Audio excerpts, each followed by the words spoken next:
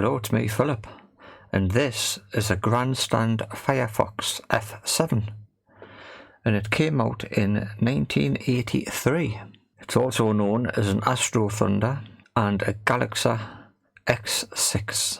Now in May of 2022, so just over 2 years ago, I bought this one, faulty, expecting something simple, and I opened it up and it wasn't something simple. This one had no sounds on it. This is the video I made. F7 no power faulty audio fiasco. So that was my video in May 2022. I spent quite a long time on that one, but I couldn't get it fixed. So I did what any self-respecting YouTuber would do. I bought another one.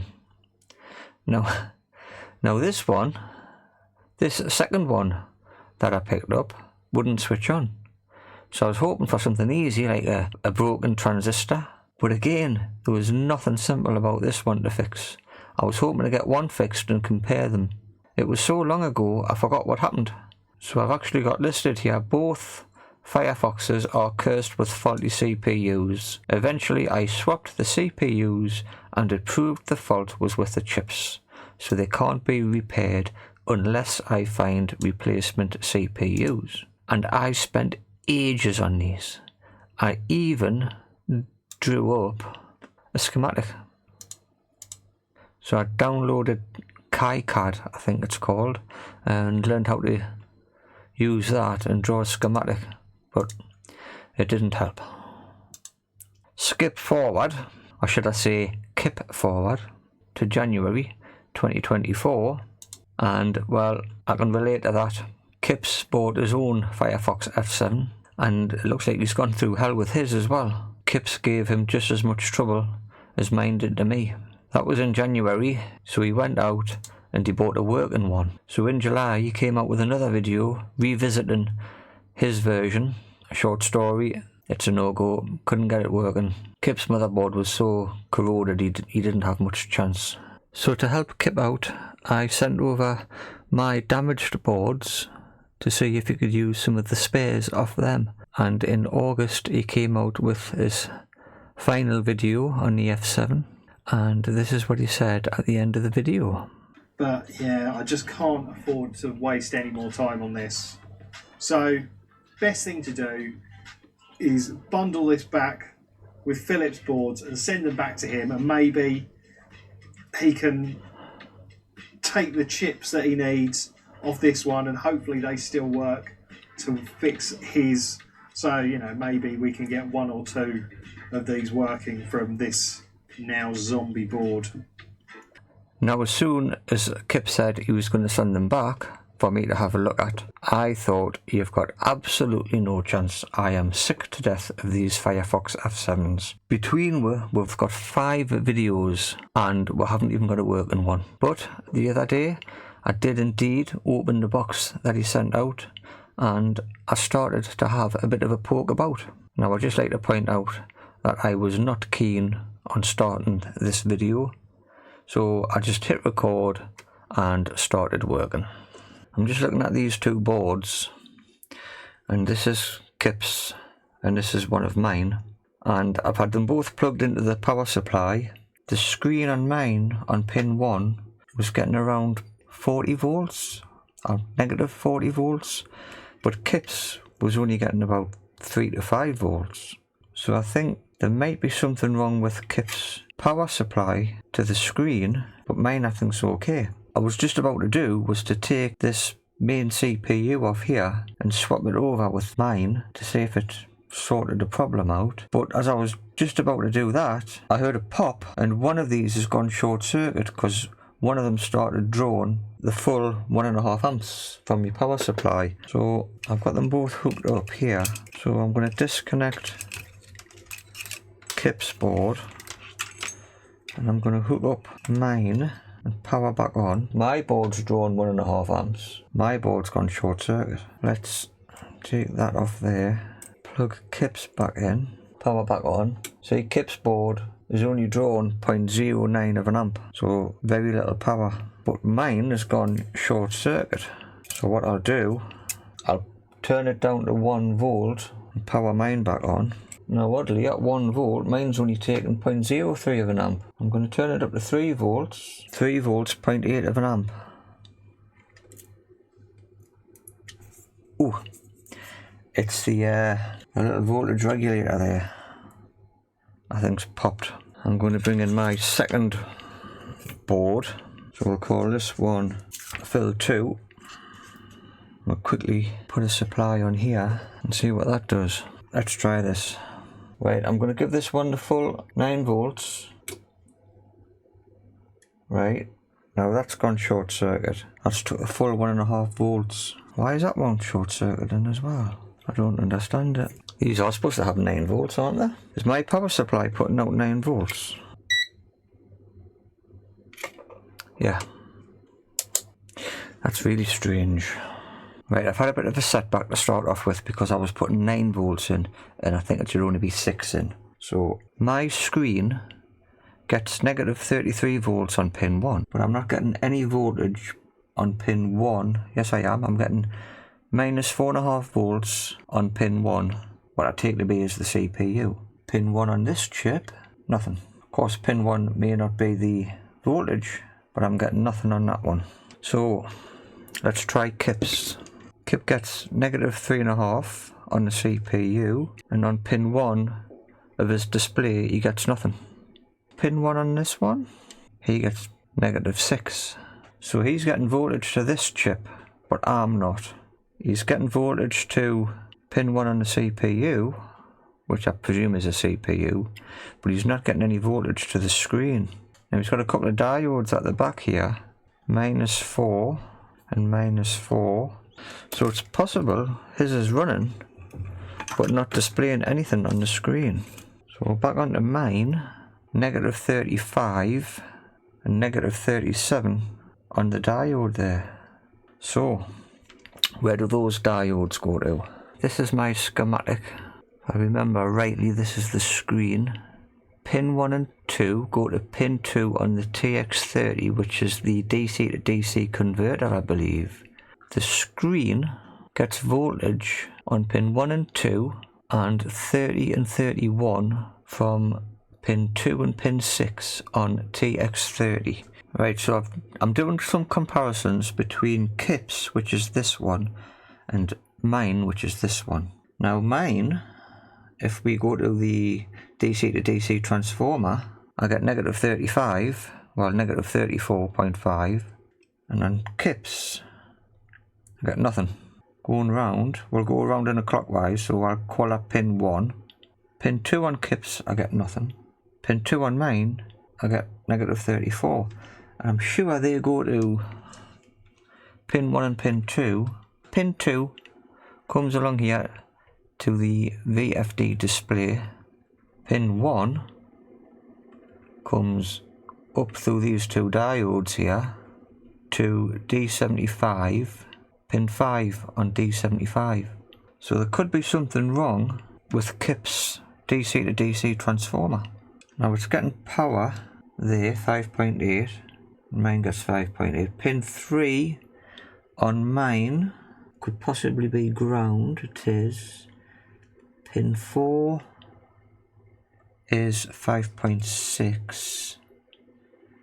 Pin 4 on Kip's is 5.7, but that might be going in. I'm not sure.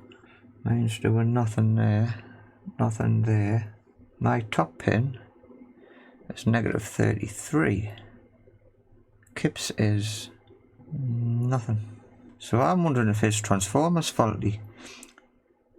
I think the best thing to do is to take out his transformer and swap it over with one of mine, and we'll see what happens. So I've got another board here, and I'm going to use this transformer because it's already got some diodes missing. That came out nice and easily. That one's not coming out quite as easily.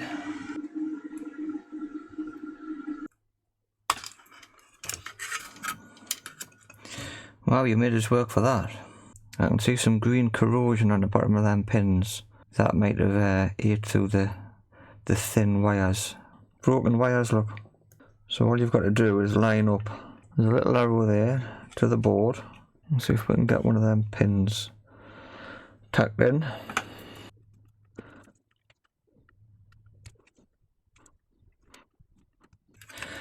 So let's try that, see if we're getting any further forward. Here we go, power on. I'm taking 0.2 of an amp at 6 volts. I was quite confident that that would have been it. Right, what we got now? Still nothing. I think I'll put a voltage regulator in. Right, I've switched off. These are the ones I've blown up a couple. I've got plenty of spares. Right, let's try that with a new voltage regulator. Switch on. Still the same. I see there's a little transistor there. See if I can find out what that is. This is my board I'm using for donors. Cannot see what it is. Let's just whip this out. C945 P134A. I'll put mine into Kips. Wonder if I can test it with this. That's the one I've taken out. NPN transistor. That looks okay.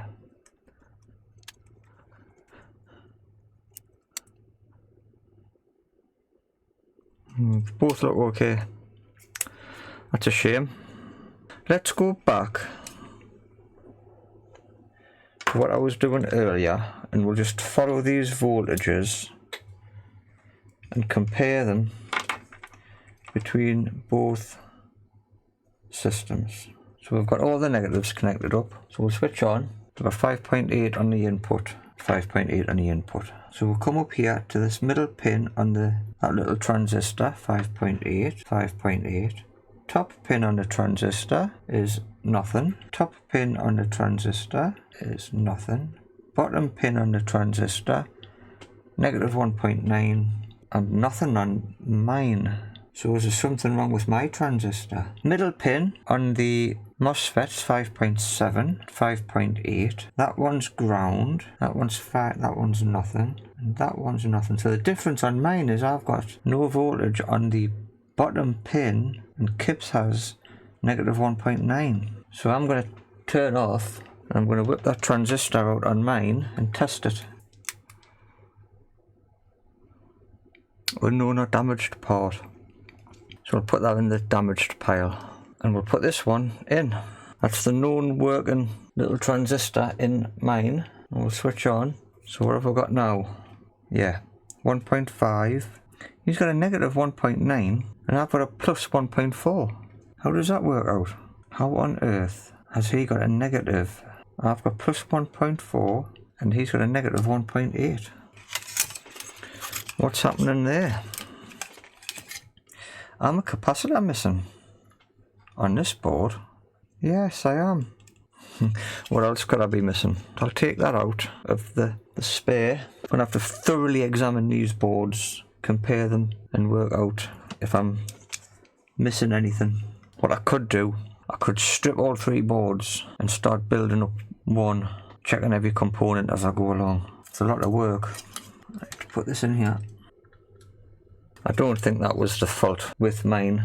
But we'll switch on. Yeah, no change there. I'm still getting 1.5 and he's getting a minus 1.9. This board uses negative voltages, so I don't know which is correct. Now I'm not getting any voltage out of the top pin on my transformer. Hang on, there's some strange shenanigans going on with this. See, now I'm getting no voltage on here. So this is where I'm at the moment. I've hooked up my positive lead from the multimeter to ground on the board. Went to diode mode and I've made a note of the diode readings or the voltage drop on each of these pins, on each chip, on each board. So this first one, D75, looks like this. So you can see on Kips it's got a 1.4 voltage drop. On Fill it's open, and on fill 2 it's 1.3. So this tells me that the pin 2 is faulty on fill. And on this side, right at the bottom, pin 39 and 40 are open on fill 2. So fill 2 and fill could both be faulty, but Kips, I think, suggests it's okay. So I did that one, and then I did the same for this one, and these are all quite similar, so these may be all okay. Now I've got a 1.6, a 1.29 and a 1.5, and a 1.6, a 1.1 and a 1.4. So again, I might just go for Kips, having the most consistent readings with the other two. I'm going to take Kips off, I'm going to transplant them onto the fill board and see what happens. I'm not going to record it all, it takes too long. Right, that's the two chips from Kips board removed, and I will put them over there, and I'll do the same on this board.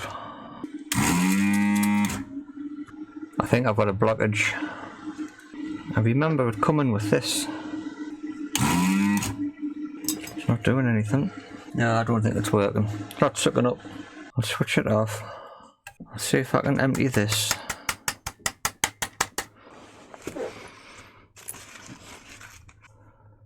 I think that's the solder stuck in there. I'll heat it up. See if some of the solder will just melt out.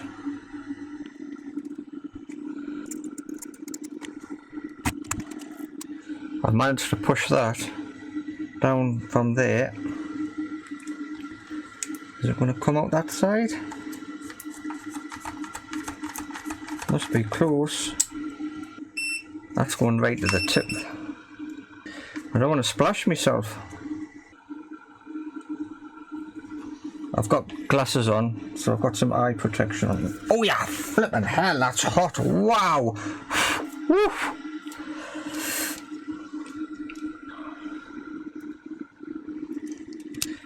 Don't do that.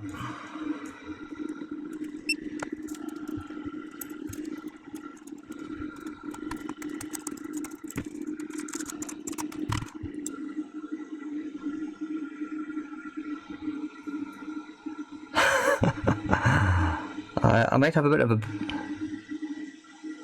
That's quite hot.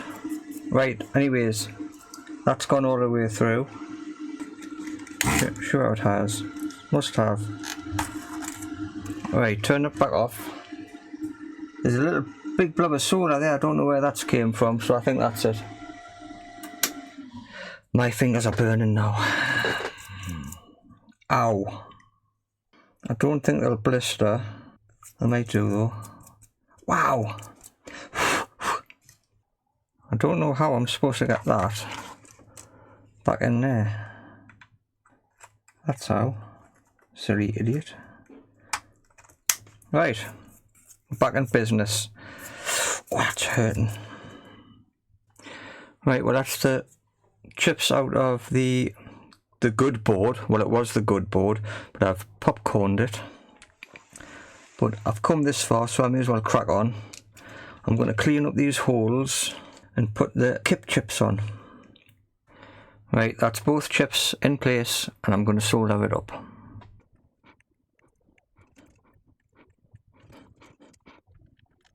Right, that's all soldered up.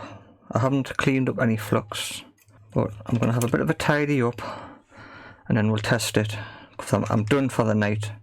I've got a sore finger and thumb. So I'm going to put this stuff away and let that cool down, and then we'll come back to it. I've put the chip on the wrong way around. It's going to have to come back off. I don't believe it.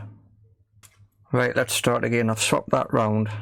It's covered in flux, but considering I don't think it's going to work anyways, I'm not bothered. Let's give it a go. 6 volts, switch on, and it's taken 0.1 of an amp, and we've still got nothing. That's a shame, isn't it? No. Oh! I don't believe it. Look! Hang on, I'll turn the light off. This chip, it came up. Yeah, one. I think this chip needs to be soldered down a bit better. I'm going to power off and I'm going to see if I can get that chip soldered down a bit better. It's not quite through the board on these bottom pins. The chip's just sitting a little bit proud. I don't want to take it all off. Maybe just be that one there. Let's power back up. There's a loose connection somewhere. It's this chip not sitting flush. Oh man. Well, I've got a missing pin. I haven't soldered a pin. Could be that. Tantalisingly close.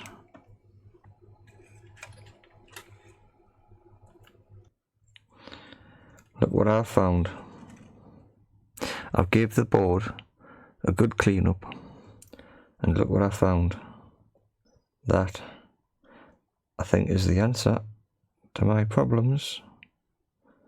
So we'll get that fixed up and we'll see. Fantastic.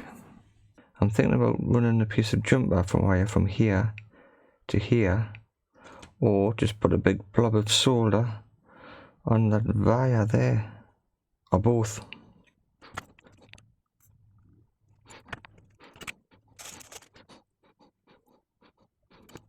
I had to replace this power MOSFET because when I first started fixing it again yesterday, I put 9 volts in instead of 6, and I blew the MOSFET.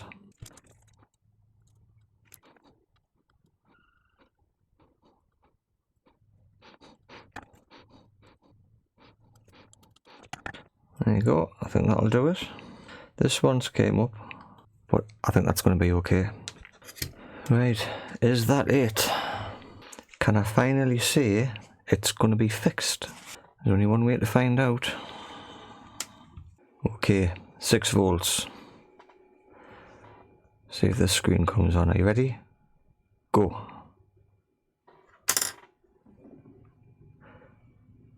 Fantastic. Absolutely fantastic. It's flickering on the camera there, but it works fine on the in real life. I cannot express how happy I am. I've spent hours, and I can only have done this with the chips that Kip kindly donated to us to get one working. That's brilliant. So this main board is working now with the little fix on the MOSFET, the power transistor thing. Kip's board is just totally toast. I don't know what's wrong with it. I've replaced the faulty DC to DC converter, but there must be some more problems with it. I might have a look underneath the microscope a bit later. So these chips on this board are faulty. I'm fairly sure, at least this big one is. But this has got the original ribbon cable on, and this one has, I think, if I remember rightly, I took this off an IDE cable. So I want to test to make sure that the pins on here are connected to here so that all these buttons work correctly before I put it back in the case.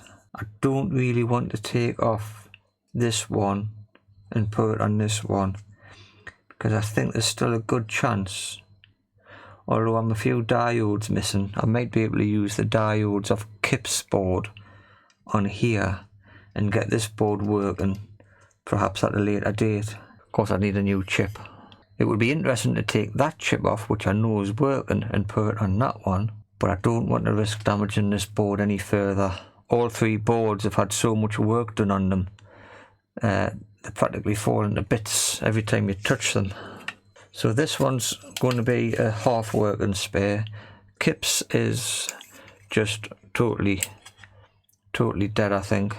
But I will clean that up and I'll have a poke about later. I could take Kip's, although no, look at this, is all corroded here as well. Put that to one side. I'm going to see if I can test these and see if I've got continuity on all of these pins. Second one doesn't seem to be working. What's happened here? Look. Ah, it's snapped off short. I don't believe it. What a pain. I'm just going to have to hope it fits in the case okay with these on. Managed to stay in while I've been turning the board upside down, left, right and over the top. So they should be okay, but I need to replace that one. You know, I might be able to just shorten it and get it in.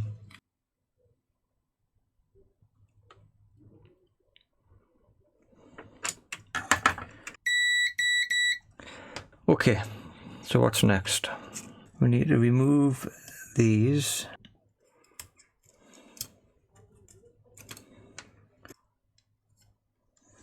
What have I got? I've got a broken bit.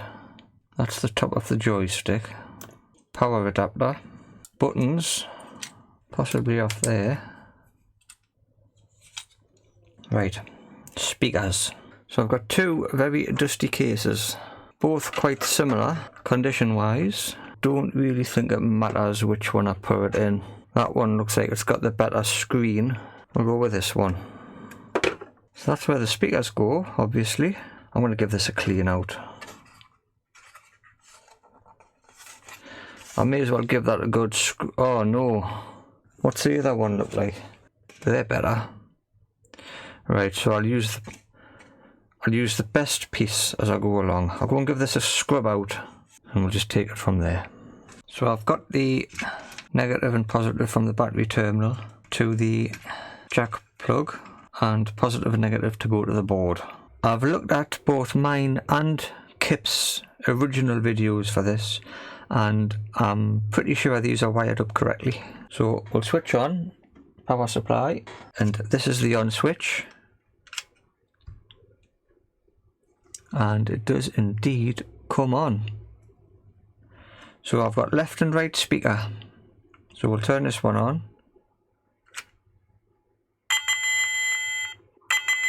So that one's working. We'll turn this one on.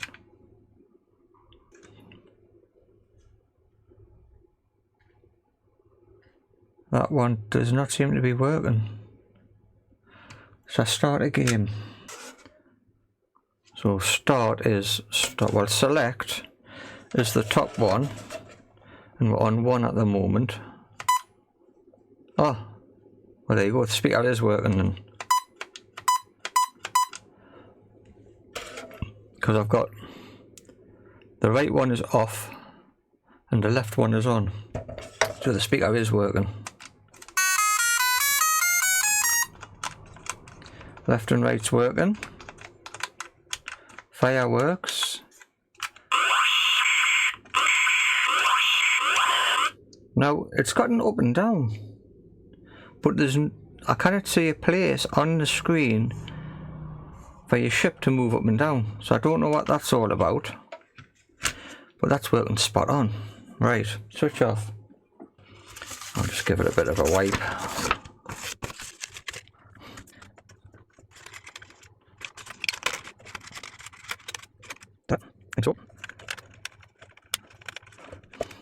This cable that I've used, this wire that I've used, it's silicone, and it's just too springy. It doesn't like settling down into one certain place. It just keeps moving about all the time. I don't like it. Well, I need to take this off, don't I?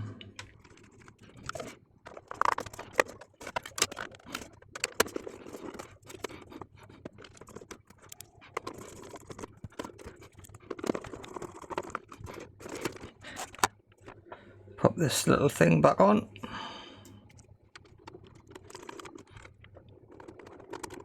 So that is it. We've managed to get one working F7 and we're left with two. Oh, this has come off. And we're left with two non-working boards. So now I've put the working one back together fully. In hindsight, I should have checked the voltage on this bottom transistor, because on Kips I was getting a negative voltage and on the working one I was getting a positive voltage. So like I say, I should have taken some more readings and I might have been able to compare them, but I have taken off these resistors and a couple of these capacitors and tested them, and I can't see anything wrong with them, but something's not quite right. Unfortunately, I don't have the same components on this board. I've got a couple of caps I've taken off, but I'm a few diodes missing from there, so I can't really compare them unless I open up the working one again, and I don't really want to do that at this moment in time. So that's it for today's video. I couldn't have done this obviously without Kip's help and his donation of 2 chips. So Kip, if you do come across another F7 and you want a few spare parts, let us know and I'll send these back over to you. And I think that's all I've got to say. If you enjoyed the video, please like and subscribe, and I hope to see you all in the next one.